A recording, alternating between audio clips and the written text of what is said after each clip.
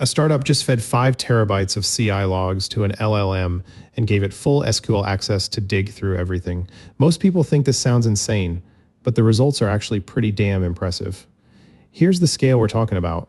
1.5 billion CI log lines every week. That's not a typo. PostHog alone pumps out 575,000 CI jobs and over 1 billion log lines weekly. The raw text is 664 gigabytes, but with metadata it balloons to 5.3 terabytes before compression brings it back down to 154 gigs on disk.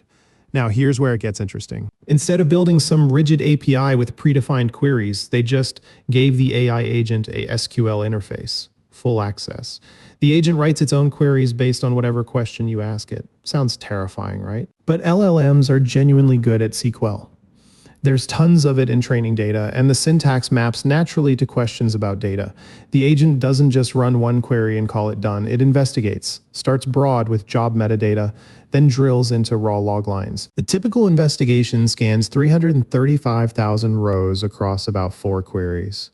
But when shit gets complex, the heavy investigations can scan 4.3 billion rows following error patterns across months of history.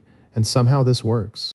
The agent recently traced a flaky test back to a dependency bump from 3 weeks prior by correlating hundreds of CI runs took seconds.